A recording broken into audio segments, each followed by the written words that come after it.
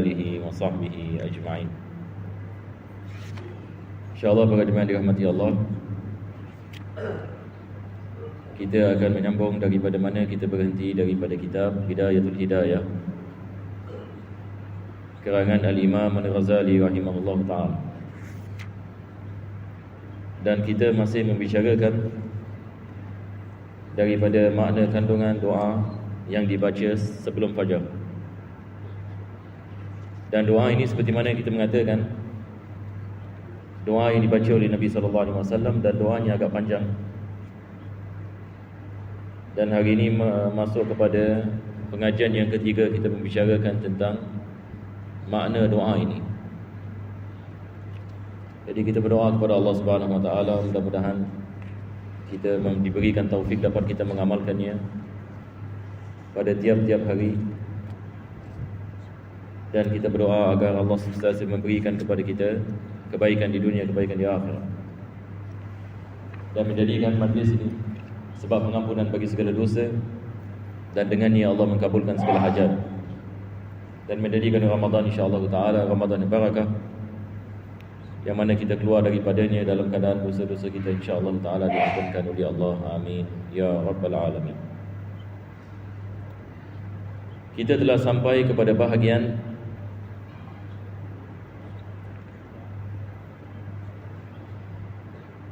Allahumma wa ma dha'fa anhu ra'i wa qasura anhu amali wa lam tablughu niyyati wa umniyati min khairin wa'adtahu ahadan min ibadik aw khairin anta mu'tihi ahadan min khalqik fa inni aghabu ilayka fihi wa as'aluka iyyahu ya rabbal alamin. Yani doa ini pada awalnya mengatakan Allahumma wa ma dha'fa anhu ra'i wa qasura anhu amali. Yani maksudnya, ya Allah, sesungguhnya aku ini adalah hamba yang lemah, dan amalan aku juga amalan yang penuh dengan kekurangan, dan aku ini adalah manusia yang tidak sempurna. Jadi ini seperti mana kita mengatakan dia adalah apa dalam ilmu tasawuf dikenali sebagai izharul ubudiyah,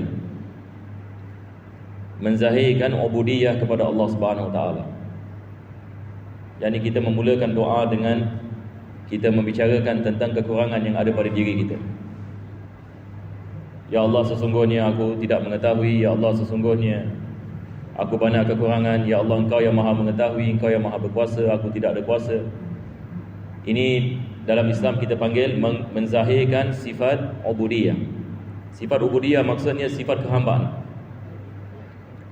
Dan Allah Subhanahu Wa Taala dia suka hambanya menzahirkan kekurangannya, yakni kepada Allah. Ini adalah sifat yang disukai oleh Allah Subhanahu Wa Taala. Dan kita lihat kandungan doa Nabi SAW banyak seperti ini. Dan selepas itu beliau mengatakan walam tablughu niyyati wa umniyati min khairin wa'adtahu ahadan min ibadik aw khairin anta mu'tihi ahadan min khalqik fa inni aghabu ilaika fihi. Ya Allah, aku mempunyai banyak kekurangan, akan tetapi aku tetap ini akan usaha untuk mendapatkan kebaikan di sisimu, dan seperti mana Engkau telah memberikannya kepada hamba-hambamu yang dekat kepadamu. Ya Allah, walaupun aku tidak berhak menerima kebaikan tersebut, maka berikanlahnya kepada aku walaupun aku tidak berhak, dan aku sangat memerlukan kepadanya. Ini adalah daripada kandungan dari doa, kita minta kebaikan walaupun kita mengatakan kita tidak berhak untuk kebaikan, untuk mendapatkan kebaikan tadi. Allahumma ja'alna hadina muhtadin ghaira dhalin wala mudillin. Seterusnya doa ini mengatakan, ya Allah, jadikanlah kami hadina muhtadin. Hadin yang maksudnya yang menunjuk orang lain akan hidayah. Jadi doa ini mengajarkan kepada kita, yakni kita minta kepada Allah, ya Allah, jadikanlah kami sebab hidayah bagi orang yang lain, sebab ini petunjuk bagi orang yang lain. Wal muhtadin, dan juga ya Allah, jadikanlah kami orang yang diberikan hidayah. Jadi maksudnya adalah orang yang diberikan hidayah dan orang yang menunjuk ke arah hidayah. Jadi kita berdoa kepada Allah dua-dua, hadin dengan muhtadin, ghairu dhalin wala mudillin. Janganlah jadikan kami orang yang sesat dan menyesatkan. Jadi kita ada apa? Yang benda yang sama di sini.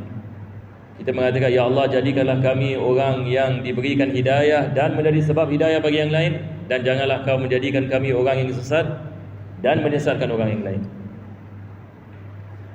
Ini adalah daripada doa. Kita lihat yang ini merangkumi banyak yang ini kebaikan yang umum di dalamnya. Harban li a'daik wa silman li awliyaik nuhibbu bihubbikan nas. Yang ini doa ini kita mengatakan harban li a'daik. Yang ini bagi musuh-musuh Allah Subhanahu wa taala. Kita ada kemusuhan yang di ke atas mereka. Jadi maksudnya di sini kita benci yang di atas kekufuran dan kefasikan, dan kita benci yang di ke atas kefasikan daripada musuh-musuh Allah Subhanahu wa taala. Ini adalah daripada tanda yang ni, daripada tanda yang ni keimanan, yang ni kita cinta yang ni kepada iman, dan kita tidak suka kepada kekufuran dan kefasikan. Itu sebab doa Nabi sallallahu alaihi wasallam, Allahumma habbib ilaina al-iman wa zayyinhu fi qulubina. Ya Allah, jadikanlah kami cinta kepada iman dan jadikanlah iman di atas hati kami sebagai perhiasan. Wa karih ilaina al-kufra wal fusuqa wal isyan. Dan jadikanlah kami benci kepada kekufuran, kefasikan dan juga kemaksiatan. Jadi ini adalah daripada tanda keimanan kepada Allah. Mudah-mudahan Allah menghidupkan hati-hati kita dengan iman. Harban li a'daika silman li awliyaika. Tetapi dengan aulia Allah, yakni aulia ini di sini boleh juga membawa maksud mereka-mereka yang melaksanakan perintah-perintah Allah Subhanahu wa taala. Jadi doa ini mengatakan yakni peperangan yakni kepada kekufuran dan kecintaan yakni kepada kesalehan dan ketaatan. Yani Islam mengajarkan kepada kita yakni sayang ini kepada manusia-manusia yang dekat kepada Allah Subhanahu wa taala, yang melaksanakan perintah Allah dan meninggalkan larangannya.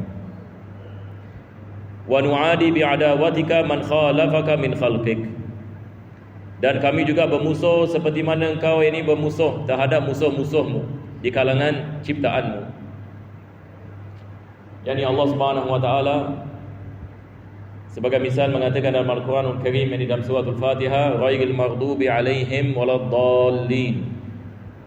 Yani Allah mengatakan janganlah kamu yani ikut yani kepada jalan mereka-mereka ini yang sesat dan mereka-mereka yang dimurkai oleh Allah Subhanahu wa taala. Manusia apabila melakukan maksiat dimurkai oleh Allah.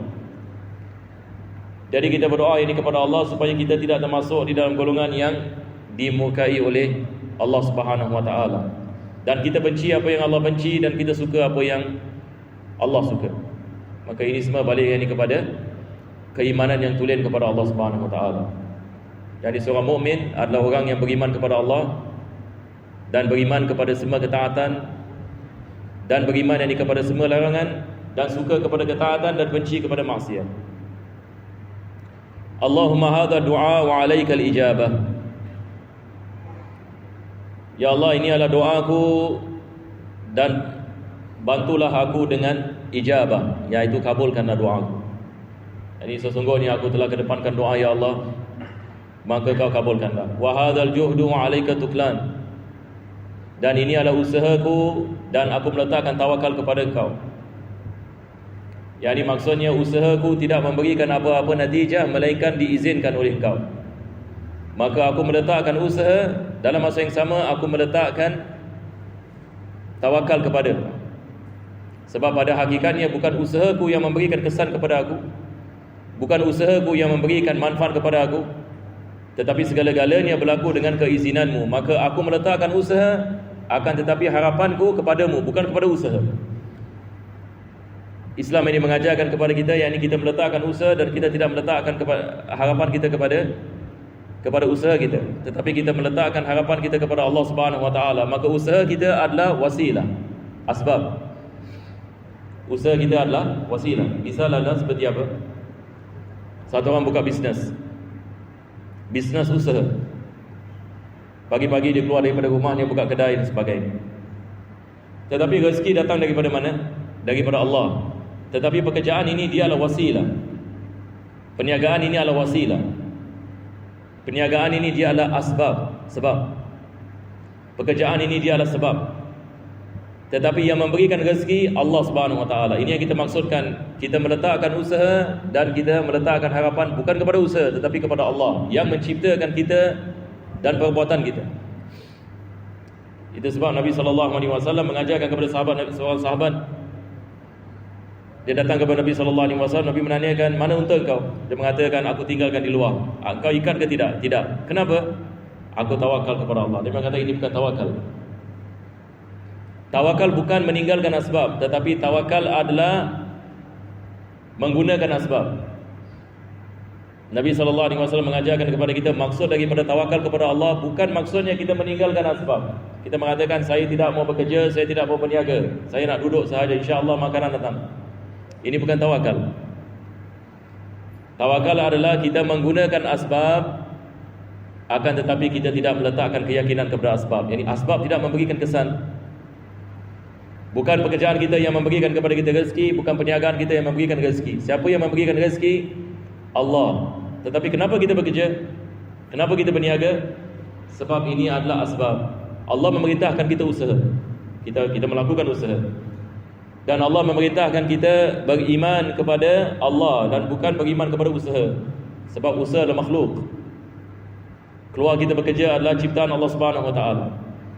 Tetapi kita meletakkan harapan kepada pencipta yang menciptakan segala-galanya, yang menurunkan hujan dan yang menghidupkan tanaman, yang menghidupkan binatang ternakan. Maka tiap-tiap hari yang kita makan daripada nasi dan daging dan sayur, semua Allah ciptakan. Allah yang turunkan hujan, Allah yang menciptakan binatang ternakan, Allah yang menciptakan sayur-sayuran dan beras. Kalau Allah Subhanahu Wa Taala tidak menurunkan hujan dan tidak ada air ini yang wujud, maka bumi ini akan menjadi tandus dan manusia dengan binatang ini semua yang akan musnah. Tetapi Allah Subhanahu Wa Taala menzahirkan kebesarannya dan mengajarkan kepada kita bahawasanya segala-galanya Allah yang beri. Maka ini yang Al-Quran ini mengajarkan kepada kita. Kita berdoa mudah-mudahan Allah memberikan kepada kita taufik. Amin ya rabbal alamin. Maka Nabi SAW mengatakan, Allahumma hadha du'a wa alaika al-ijabah wa hadha al-juhdu wa alaika tuklan wa inna lillahi wa inna ilaihi raji'un. Wa inna lillahi wa inna ilaihi raji'un. Biasanya inna lillahi wa inna ilaihi raji'un dibaca apabila ada musibah. Tapi sebenarnya maksud inna lillahi wa inna ilaihi raji'un ada maksud yang besar. Maksud daripada inna lillah maksudnya kami dimiliki oleh Allah. Yani Allah yang memiliki kita. Ini dimaksudkan dengan inna lillah. Maksudnya kita diciptakan oleh Allah. Allah yang menciptakan kita daripada ketiadaan kepada wujud. Maka kita ini milik siapa? Kita adalah milik Allah. Maka badan kita bukan milik kita, mata kita bukan milik kita, telinga kita bukan milik kita, harta kita bukan milik kita, anak-anak kita bukan kita yang punya. Inna lillah, segala-galanya milik Allah Subhanahu Wa Taala. Ini adalah maksud daripada perkataan inna lillah. Yani inna lillah ini membawa maksud milik. Kita mengatakan dunia ini adalah milik Allah, manusia adalah milik Allah, malaikat milik Allah, harta kita milik Allah, anak-anak kita milik Allah, kepandaian kita milik Allah, kekuatan kita milik Allah, semua yang milik Allah. Manusia apakah yang kita memiliki? Hakikatnya tidak ada apa-apa. Badan kita bukan kita yang miliki, harta kita bukan kita yang miliki, anak kita bukan kita yang punya, rumah kita bukan kita yang punya. Allah ini yang memiliki segala-galanya. Maka dia memberikan kepada kita tempoh 60-70 tahun. Dan dia memberikan kepada kita rezeki. Apabila datang ajal, kita kembali kepada Allah. Dan kita kembali kepada Allah seperti mana dia mewujudkan kita dalam keadaan tidak berpakaian.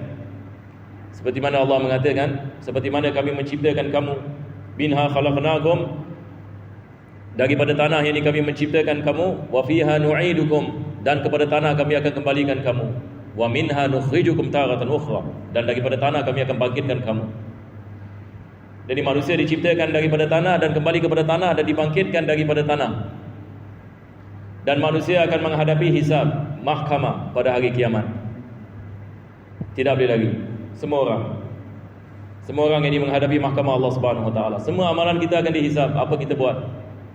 Sama ada kita beriman ke tidak beriman, sama ada kita salat ke tidak salat, sama ada kita puasa ke tidak puasa, sama ada kita melaksanakan perintah Allah ataupun tidak, berapa maksiat yang kita telah melakukan, dan sama ada kita telah bertaubat ke tidak. Semua akan dibukakan pada hari kiamat. Diberikan kitab yang ditulis oleh para malaikat al-kiram al-katibin. Maka kita berdoa kepada Allah agar Allah berikan kepada kita keselamatan di dunia dan keselamatan di akhirat. Ini adalah perjalanan kita menuju kepada Allah. Bukan benda yang mudah. Bukan 60-70 tahun. Tetapi Allah Alam ini beribu tahun. Sebab dunia ini mungkin 60-70 tahun, tapi barzakh, wallahu alam, berapa tahun yang kita duduk kat barzakh? Berapa lama ini barzakh? Selepas itu kita akan dibangkitkan di mahsyar. Allahu alam, kita tidak mengetahui berapa lama kita di padang mahsyar. Selepas itu kita ada mizan dan sirat. Ini adalah perjalanan kita. Mudah-mudahan Allah memberikan kepada kita keselamatan. Dan Nabi SAW risau atas umatnya atas perkara ini.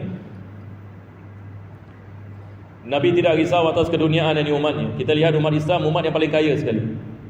Hari ini, kalau kita lihat, orang Islam yang paling kaya sekali.